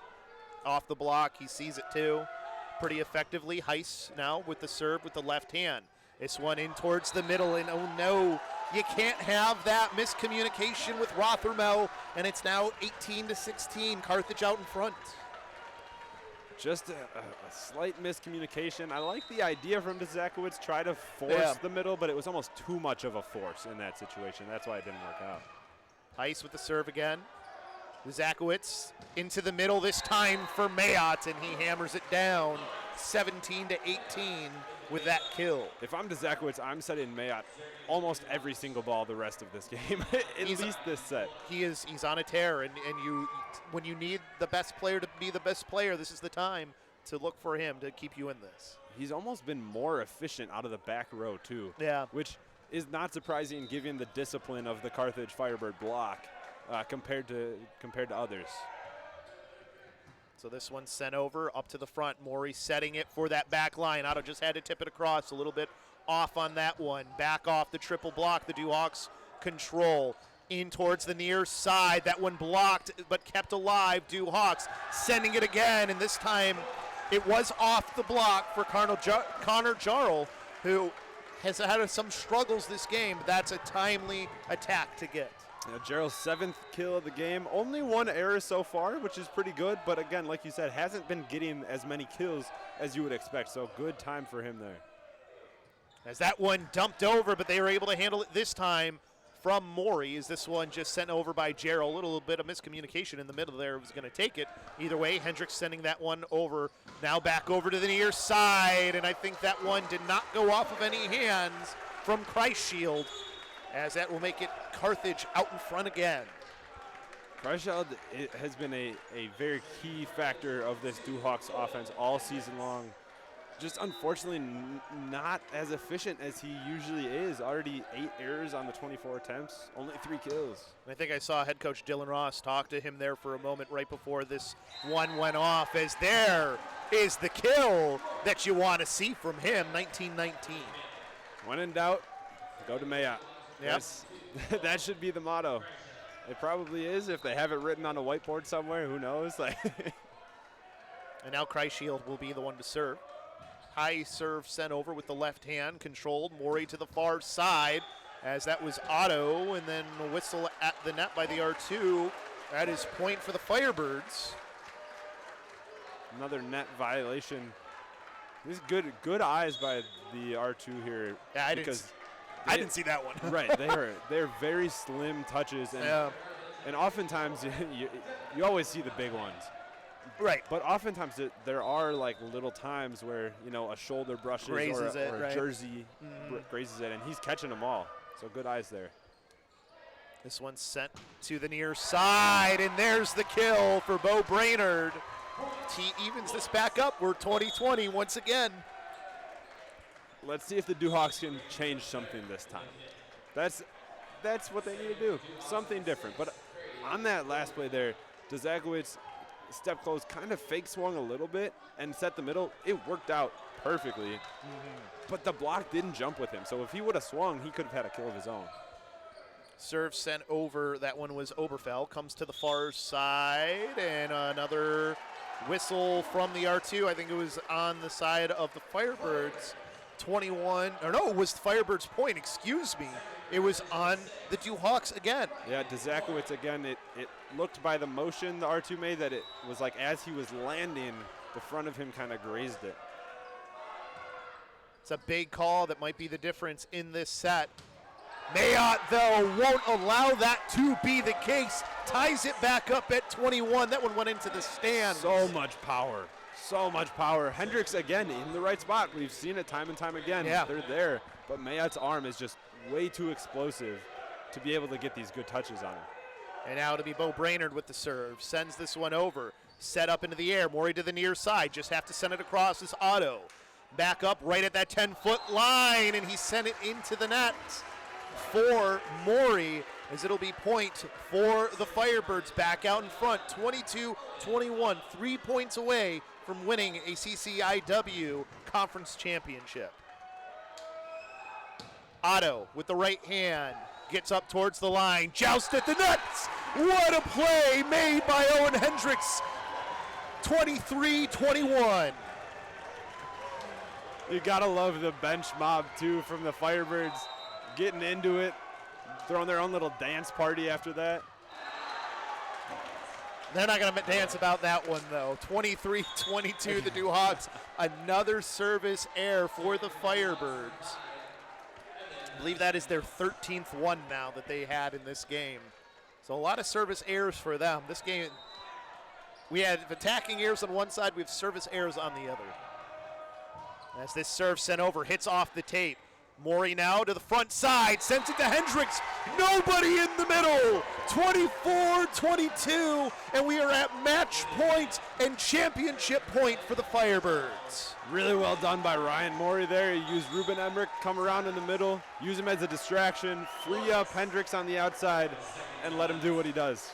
Timeout taken by the Duhawks. Last timeout of them for this game, as they have to score and continue to score to keep this one alive. They're 2 points down to at least from tying it. And I would not be surprised if the Duhawks are able to battle a little, right? I don't expect a straight 25-22 sweep in all 3 sets. That'd be crazy if it does happen. So much effort and energy and emotion has been put into this game on both sides. You don't expect either team to finish without a fight, whether it's on whichever side of the game they're on. For sure. And as we've been watching the highlights here, too, as we've seen some great attacks come through from the Firebirds. Hawks as well have had some really good attacks, too, of course, for the player that you expect to be doing it in Corey Mayotte. So we'll see if he can come alive here at the end of this set and keep his team in the game. Yeah, and if you're the Firebirds right now, you are going to block Mayotte. So the way that the Duhawks are lined up now, they're going to have all of their hitters stacked. So Kreischild will most likely run around the back of everybody to get to that right side. So you know it's either going to be the middle or Mayotte. Right. And it's most likely going to be Mayotte. We'll see what they decide to do. On to serve, Ruben Emmerich. Again. Trying to end this one, sends the jump serve over, and that's the last thing you want to see, but that's exactly what you want if you're the Duhawks. 23-24, and who is it to serve? It's Corey Mayotte. Emmerich again going for it all, going for championship point. You can't hate that. Still championship point, but it's in the hands of Corey Mayotte. And timeout taken by Coach Kiefer. Not a bad timeout to take when you know that that guy is serving, and he has been deadly with his serve in this game. Oh, yeah. It's one of those timeouts where, as a fan, it might be a little annoying. Like, there was just a timeout. We don't need a second one, but it is a very strategic timeout. You have Corey Mayotte, who in this, he's got 2 aces in this match. Yeah. Only 1 service error, right? So he's going to be placing the ball in a good spot. He's not going to error. Yeah. And you have to try to throw him off. And he's the only guy, I think, with aces on their side of the ball, too, for the Duhawks. Yeah, both aces from the Duhawks are from Mayotte's serve. So you couldn't ask for a better person to be up in this situation, for sure. And we've seen how deadly he's been from behind the 10-foot line, too. So just because he's at that back line, don't expect him to not be a part of the attack. Right, definitely. And if you're the Firebirds here, right, Maury's up there in the front row. I believe Maury's up there. Mm-hmm. And he's technically back row, but you have all 3 options. It does not matter which hitter you go to. Right. As you can see, they're set up there for players on the back line. Mayotte sends it towards Otto. Maury to the near side, and that one goes out. They went to Cholowinski, and he just missed that one. I thought maybe he'd get off the block. We're tied at 24. On a good pass here, I'd expect pin to pin, most likely not going to repeat to Cholowinski in the middle. So now Mayotte throws that one up high again, handled by Otto once more. This time it's to Hendricks, and he makes it 25-24. Championship point once again, and we got extra points, of course, too, after that last one. What else would you expect from the 2 best teams in the CCIW? Sent off the tape by Heiss to the near side, actually to the middle by Mayotte. He can't get it over the net. 26-24. The Firebirds win another CCIW championship and punch their ticket to the tournament. Carthage College, a 3-set sweep over the Duhawks. An insane amount of effort from both sides. Insane amount of passion, energy, fight, all the words that you want to use. Mm-hmm. It was there tonight. And it was Carthage coming out on top on all 3 sets, close in all the sets. But they were the team to beat, and they made sure that they made it, that they were going to win themselves another CCIW championship. As you see there, Hendricks on that one that got them back out in front. That brought up championship point number 3. Right. But this right here, what seals it, off the tape too, wasn't even off the block is the crazy part about it. And that's very unfortunate there for Mayotte, an unfortunate way to end this tournament. But for the Firebirds, you don't care how you win. You won. You won. And they were in control towards the end of all 3 sets. They got the points when they mattered most, and that's what matters to advance on. It does, and it doesn't matter where you are, who you are, what gym you're in, who you're playing. If you're able to play your game and you're able to win in those clutch moments, you're going to win a conference championship. It was a great effort, though, from the Hawks. Hats off to them. They played themselves a great tournament here to get themselves in the championship game once again. Mayotte again having another stellar game, and not the way he wants to finish it off there for himself, but I don't think he can be disappointed with the effort that he had in this game. No doubt about it. Corey Mayotte still has awards to come his way. Right, for Right. sure. And they're ranked 10th in the nation. I don't know if they're going to get that at-large bid. It'll be very close. It's going to be really close. They won't know until, I believe it's the 14th is when they will find that one out. So they got a little bit of waiting to do. But for Carthage, they don't have to wait at all. They know they're in the tournament. They've got their championship here, and they've got another championship on their mind, too. That they do. And with the conference win, I would not be surprised if they get to play more home volleyball here in Tarble Arena. True, exactly. I didn't even think about that, too. They definitely should probably have that opportunity. They were ranked 6th coming in to today. They beat the 10th ranked team. They might move up a spot or two. We'll have to see once the selection comes through as well where they get placed. Well, we will step aside for a moment while they talk here.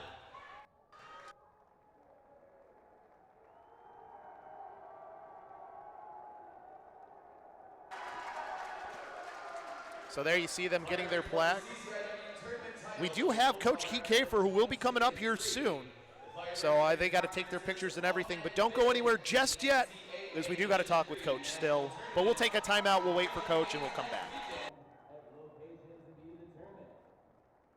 Congratulations to Carthage College, the 2025 CCIW Men's Volleyball Regular Season and Tournament Champions.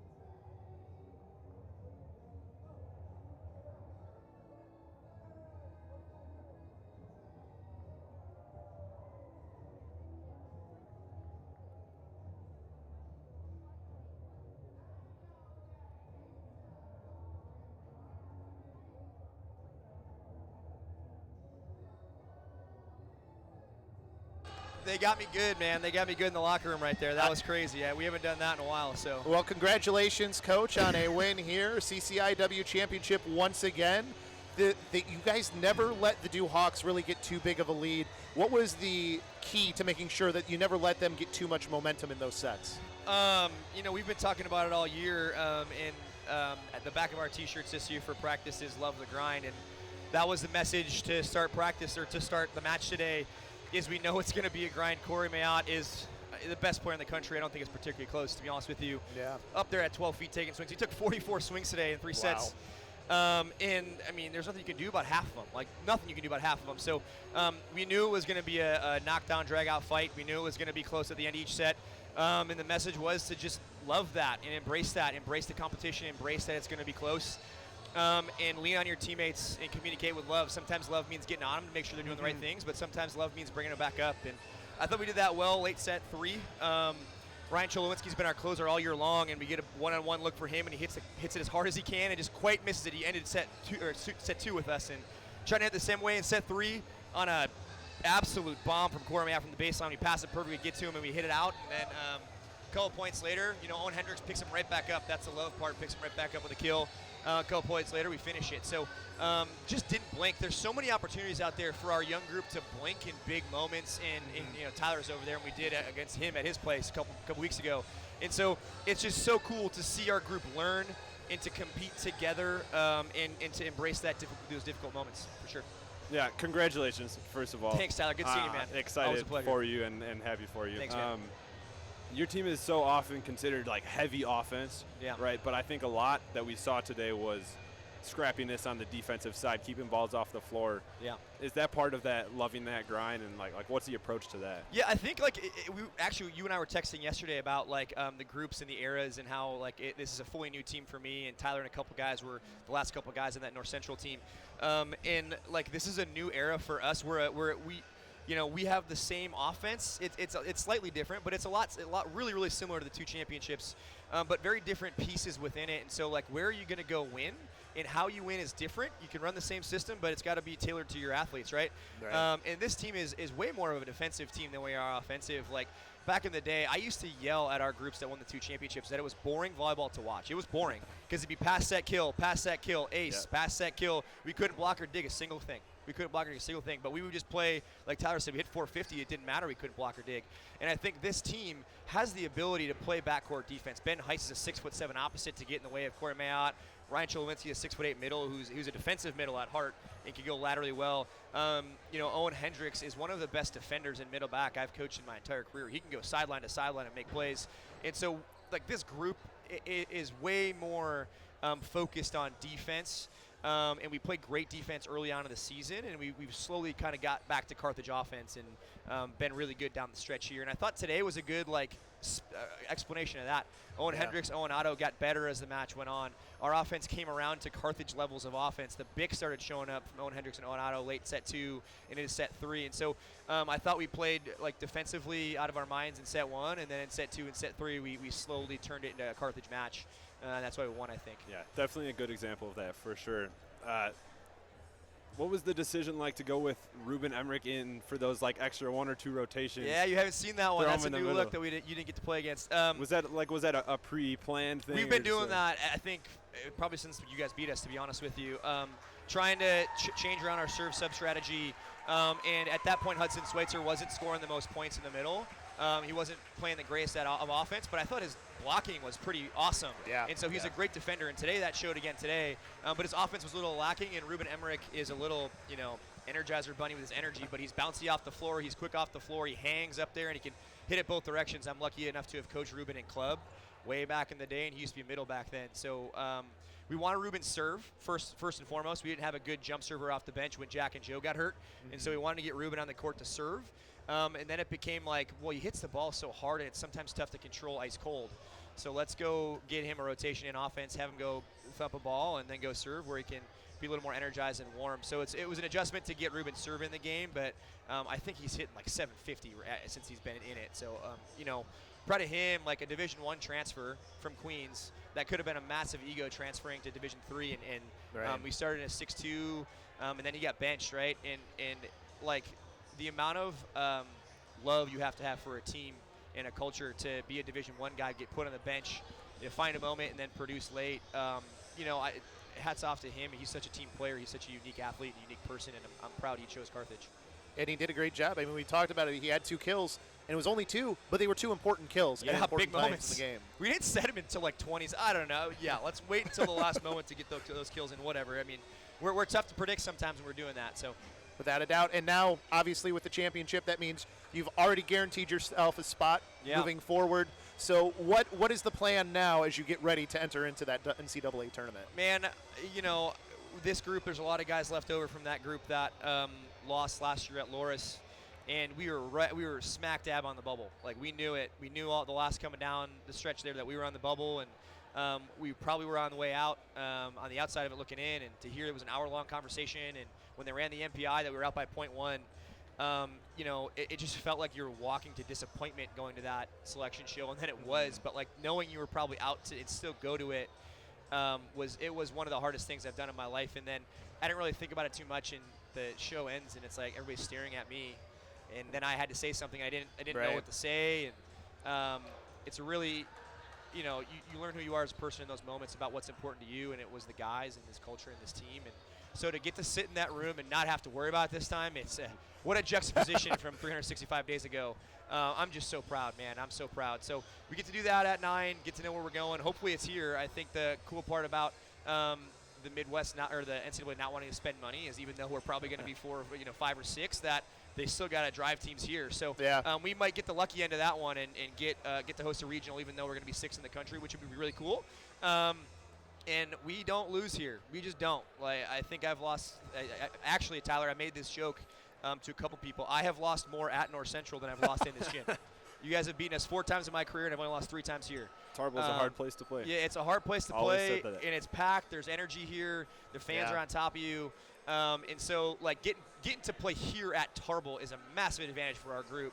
And so something we've been trying to fight for all year, and I'm really excited to hopefully get that. If not, we'll go battle on the road. This team's been road warriors all year. Well, hopefully you do get that opportunity to play here at home, but congratulations again. Go ahead and go celebrate. We're glad to have you on, and good luck the rest of the way. Thanks, you guys, for providing such an awesome experience for the championship, just to have 2 awesome people who know the game at a high level and can bring energy to it. Like, we really appreciate you guys being here, so thank you so much. And we Congrats, appreciate Coach. you. Thank you. Go Birds. Congrats. Thank you. That was Coach Kiefer, and again, Tyler, a great win for them here. They move on. They win themselves a CCIW title, and they guarantee themselves a spot in that tournament. It's funny, though, too, because Coach, he was talking about them being 6th. Well, they just beat the team that was ranked number 10. They could move a little bit. That's still a possibility. Yeah, rankings fluctuate every week, every day, pretty much. It's one of those things, and I think they do have a strong chance, the way the field is right now, to host a regional. At least a regional for sure for them. Congratulations again to the Firebirds for doing this for the Duhawks. Now, it's funny that Coach was talking about that, about being on that bubble team. The Duhawks are probably going to be one of those teams that's a bubble team that might just be on the outside looking in. Yeah, and that's one of the worst places to be, because those rankings fluctuate, as we talk about. Right. They number 11 in the NPI rankings, right? Right. So 10 in the coaches poll, but Right. the NPI, they're 1 lower. That's what matters most, and right? that's what's going to determine. So that 1 spot honestly might make a difference. And so they've put up a good fight. Maybe, I'm not sure if they go off the current NPI rankings that are out, or if there's another Right addition. after, right. I don't know that, but nonetheless, they are right there on the bubble, and they might be the last 4 in, quote unquote, or one of the first 4 out. And as you can see on the screen here, the selection show is Monday, 9 a.m. on NCAA.com. So if you want to see where the Firebirds are going to be on that tournament bracket, that will be the place to go to pay attention for it. But I think that's going to do it here for us. Any final thoughts, Tyler? Thank you to the players. Thank you to the fans. Thanks for everyone behind the scenes. Glad I got to be a part of this, and thank you, Chris. Yeah, thank you as well, Tyler. It's been fun doing this game for you. A 3-0 set win, match win, for the Carthage Firebirds. Won 25-22 two times, and then 26-24 extra points in that last set to seal their CCIW championship victory here. That's going to do it from us here at Tarble Arena. We thank you so much for staying with us through this all, and congrats again to the Firebirds on winning that championship. We will see you next time, and good luck to the Firebirds in the NCAA tournament.